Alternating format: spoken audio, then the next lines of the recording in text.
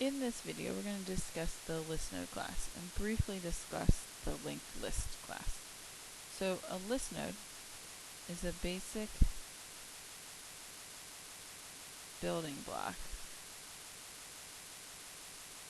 class that is used by linked list to create the actual kind of structure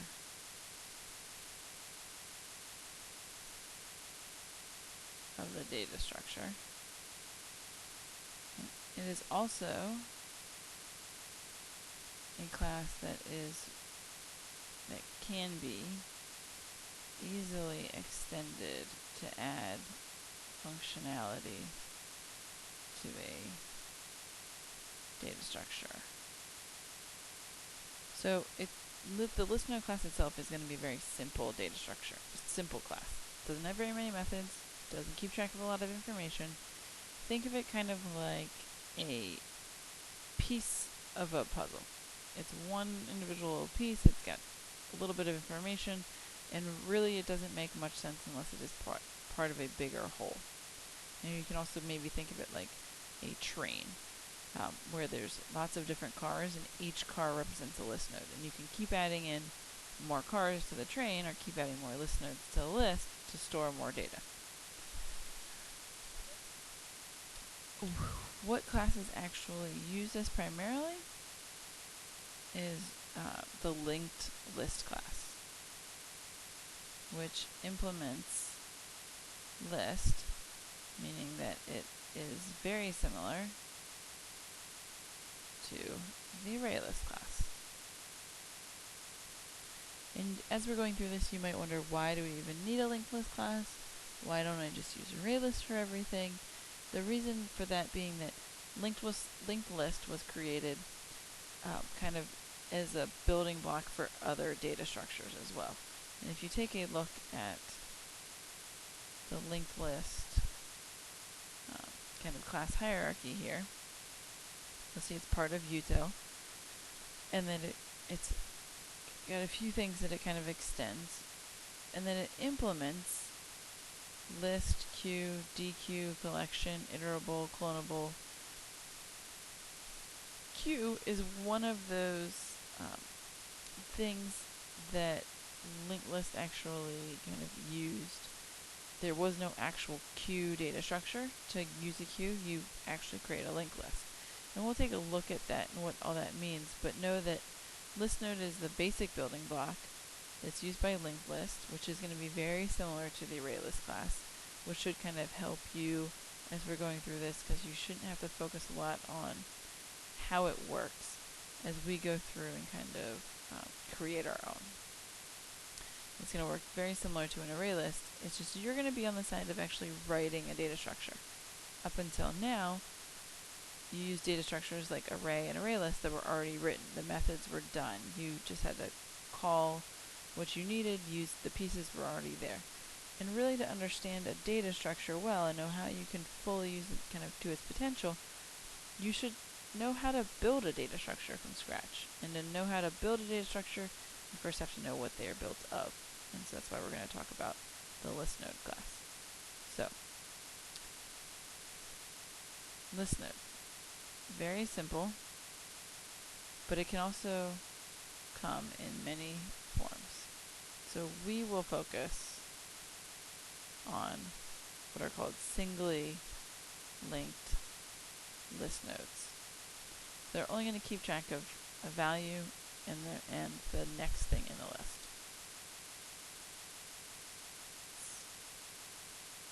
Value, the next item in the list.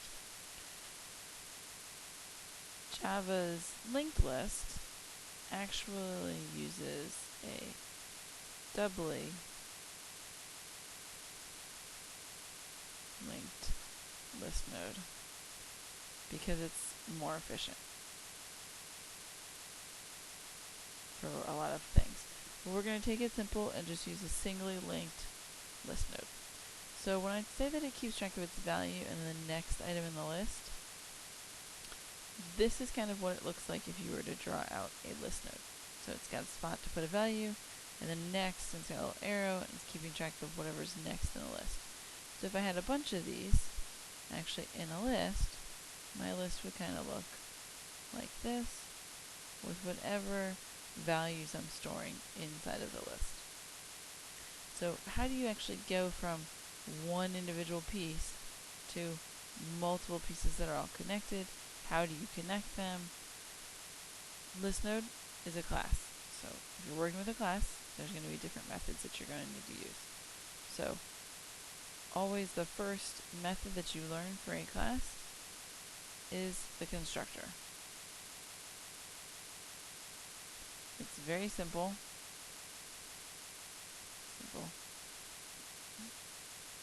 Public ListNode object value ListNode next. So it takes two pieces of information: what its current value is and what the thing next to it is. And you must send both of those things. A few things to know when you're creating a list node. The first list node created should be called or named head. It's the head of the list.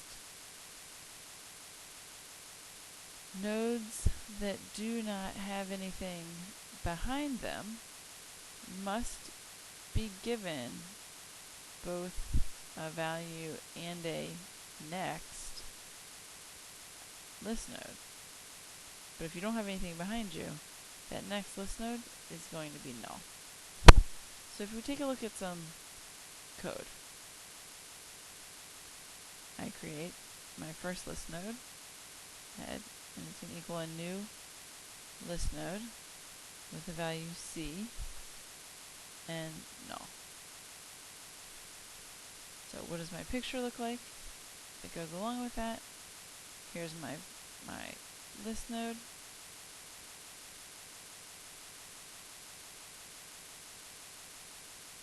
Here is that I'm calling it head, and the value that I'm storing inside of it right now is C. And the 3 lines right here represent null.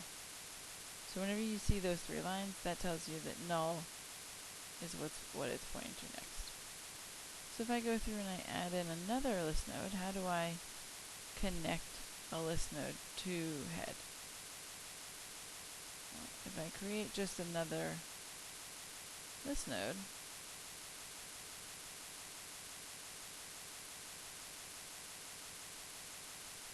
there won't be any connection. So if you take a look at it, what I've done with that code right there is I've just created another name, another list node, another spot for a value. And there's no actual connection between the 2 nodes. Now what I can do, when I have a node created already, is I could create a list node that's going to be in the middle, and say it's going to be a list node with another letter, and that its next is going to be something that's already been created. So what in the world did that do to my picture? Think of it as kind of moving this down. Second is still going to be there. I'm still using second as a name for this node, but I've put in another node in front of this one, kind of. And I've given it a name.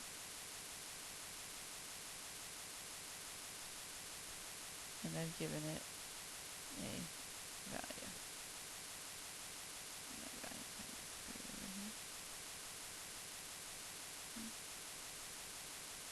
So now there's 2 ways that I could access this node over here. I could either ask second to access that value, or I could kind of say, hey middle, I want to get to your next node. So how do I move between the nodes? I've created a node, and you always have to give it both pieces of information, and if you don't have anything next to it, it's the first thing in the node or it's the last thing, sorry, first thing in the list or the last thing in the list, the next gets null as its value. No, meaning there's no connection behind it. So how do I get kind of back and forth between these things? Well, very simple data structure, like I said. So there is a method called setNext, and it takes a list node as its value. So if I were to go through and say head.setNext to equal middle, taking a look at the code that I had before, what's going to happen is I take my picture from over here,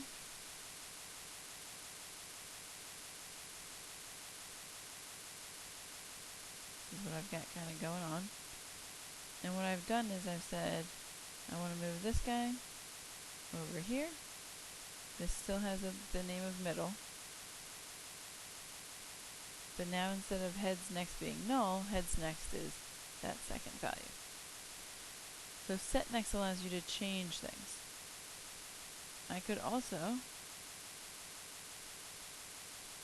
set next of that equal to second, and that really kind of changes what's going on in my list.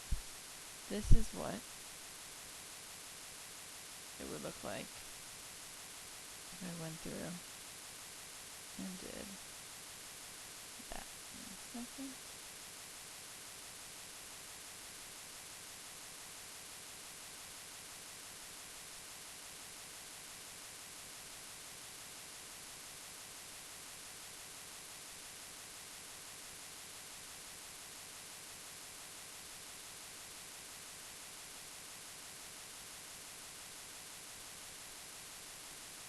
So if I go through and do that, this changes so that my next value right here, as I'm going through and looking at that, is going to be very different. This line now kind of goes around and also points to here. And there's no connection anymore between head and middle. I could actually move, this might help a little, move this guy way over here, because there's no connection anymore between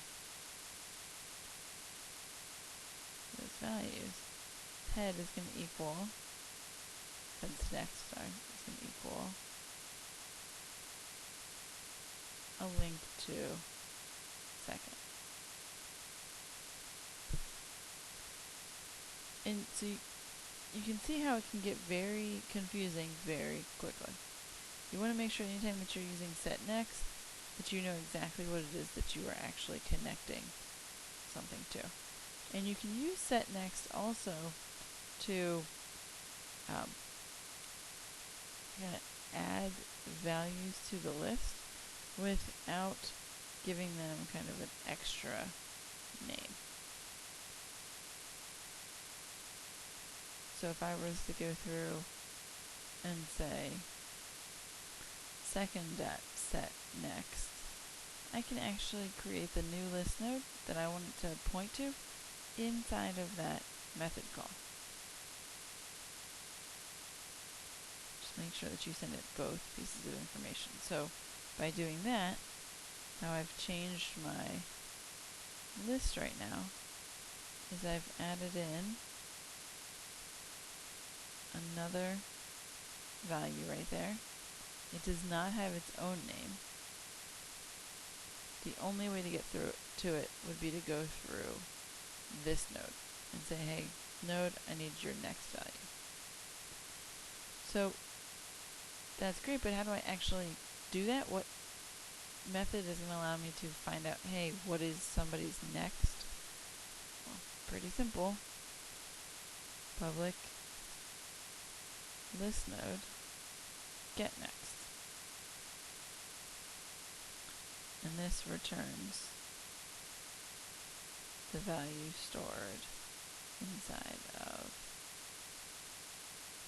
the next field of the current So whatever you're asking of to get next is going to return to you a value, or the location of that next node. So if I said temp equals head.getNext, that's going to return the memory location of D, or second. If I said temp equals middle dot get next, I would get the same value.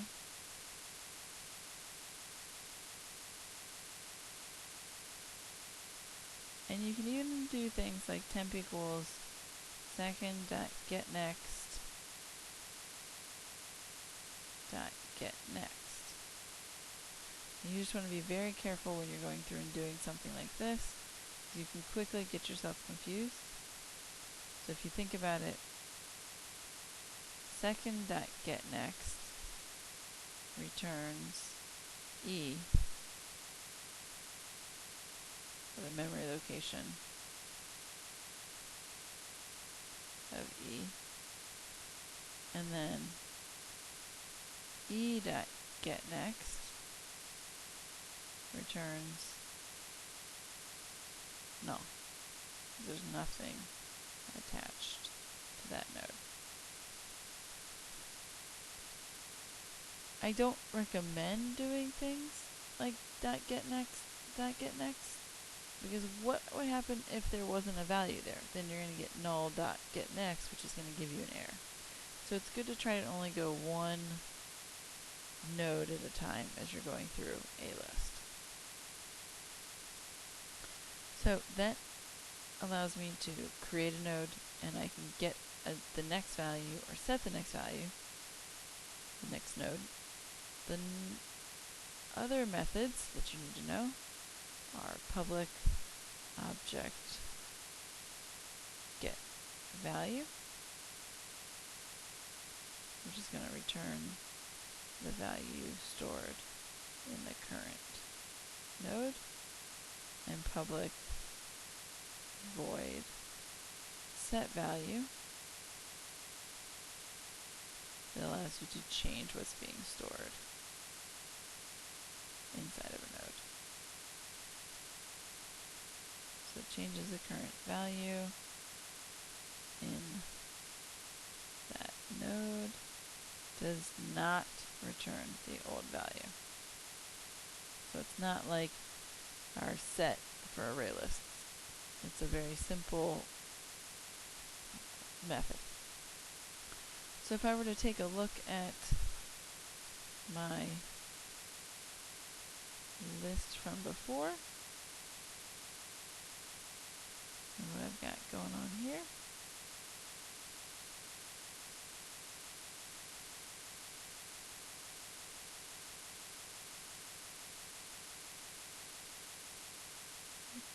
move that down a little bit,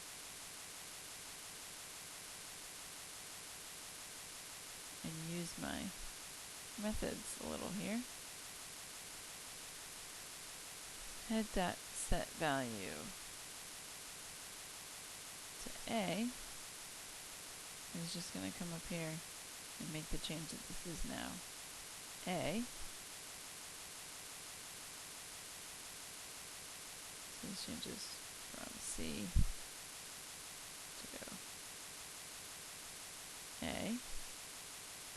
I can also do something like second dot set value to be head dot get value.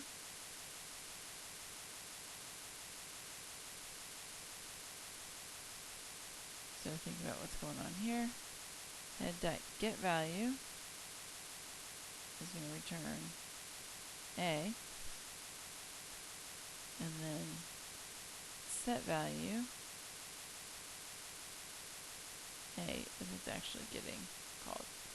So I would go up here to second. This, instead of being a D now, is going to become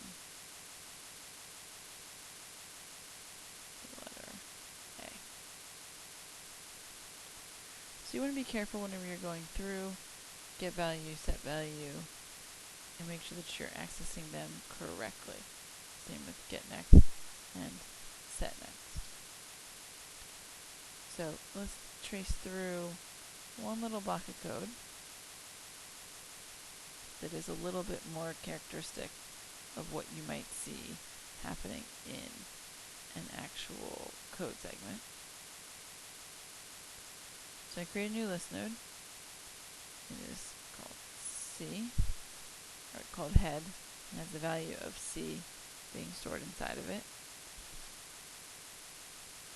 And if I wanted to put something in behind that, I could set the next of C to be a new list node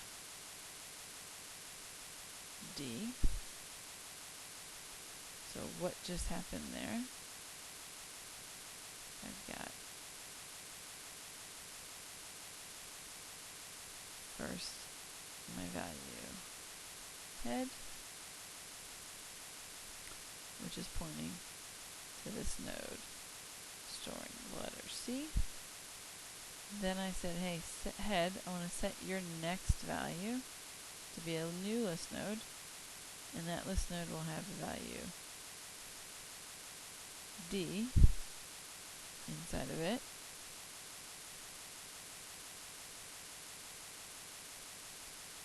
Now let's say I realize, oh, there's letters before C. I can say head dot, say head equals a new list node, and I want it to have the value of A, and I want its next to be head. And here's where things get confusing. Note that set next was not used to put a new node at the beginning of the list. And that's because head is not a node itself. It is just the name of the first node. And this is something that a lot of people kind of have trouble with, and it may take a little while for you to get used to this concept, but head itself is not a node where you would set its next. So by doing this, what I've said is, I want to go through, I'm going to make head equal a new node, so this new node comes in here. Its next is going to be equal to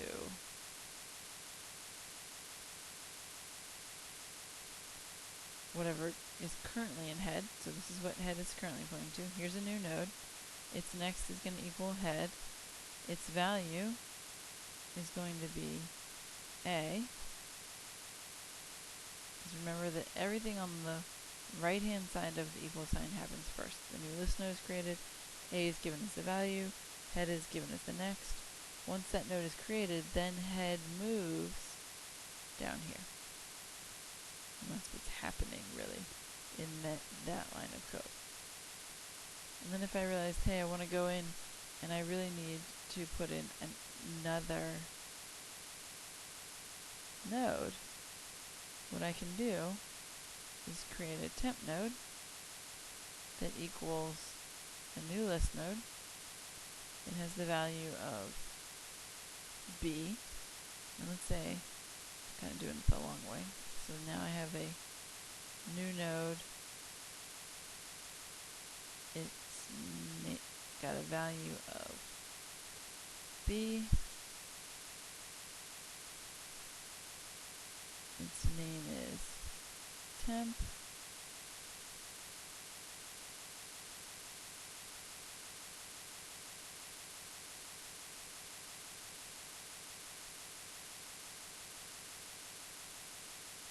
That's what just happened. I now have this extra node that's kind of floating around over here.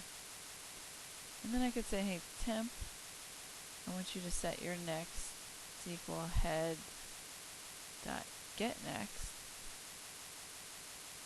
And remember, head dot get next is going to give me C. So what I've done really is gone through and put this guy here. And I've gotten rid of the null value here, and it's actually going to point to C's value here. And then I can take head and set its next to equal temp. So what I'm doing really is kind of breaking the connection between these two nodes and creating a new connection so that head's next is now temp and temp's next is now head's old next. That's kind of how you would put a node in between two other nodes. Best advice. As you are going through this, you're going to want to write out the data structure. Do not try to keep track of where these things are in your head. Do I expect you to draw out this whole big picture exactly like this? No. When you're actually drawing them out, it's probably going to look something more like